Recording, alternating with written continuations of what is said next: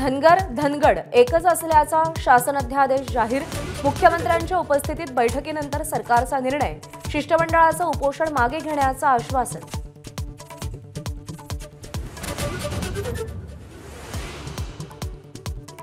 आजपासून पुन्हा एकदा जरांगेंची आमरण उपोषणाची हाक। मराठवाडा मुक्तीसंग्राम दिनाचं औचित्य साधून अंतरवाली सराटीमध्ये उपोषण।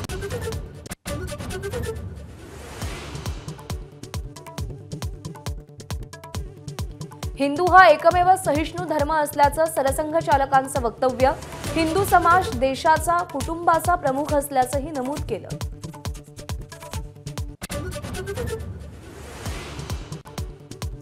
विरोधकांनी दिलेली पंतप्रधान पदाची ऑफर धुडकावली। गडकरींचा आणखी एक गौप्यस्फोट। भूमिकेशी तडजोड न करणारे गडकरी पंतप्रधान हवेत, अनेक विरोधकांची भूमिका।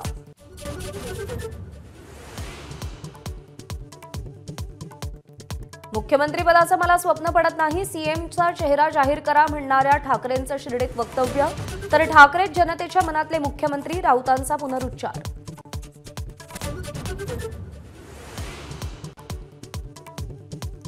बहिणींना 1,500 रुपये देण्यापेक्षा त्यांची अब्रू वाचवा। शरद पवारांचा सरकारवर हल्लाबोल। तर ठाकरेंकडूनही लाडकी बहीण योजनेवरून समाचार।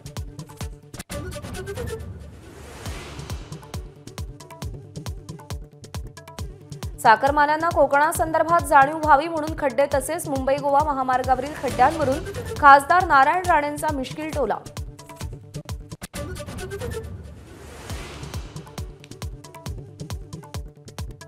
जळगावमध्ये पतीला हॉस्पिटलमध्ये नेणाऱ्या पत्नीचा हृदयविकारानं मृत्यू।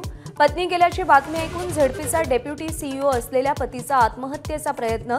सीईओ छळत होते असा आरोप।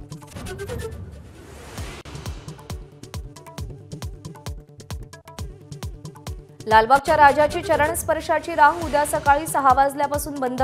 तसंच मुखदर्शनाची रांग रात्री 12 नंतर बंद। पुण्याच्या दगडूशेठच्या दर्शनाला अलोट गर्दी।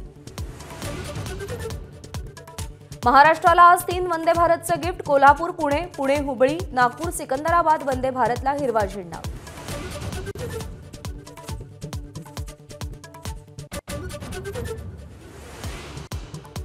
आजपासून यूपीआय पेमेंटची मर्यादा वाढली। आता 5 लाखांचं पेमेंट यूपीआयनं करता येणार। हॉस्पिटल बिल, शिक्षण संस्थांची फी, आयपीओ आणि आरबीआय रिटेल डायरेक्ट स्कीमसाठी मुभा।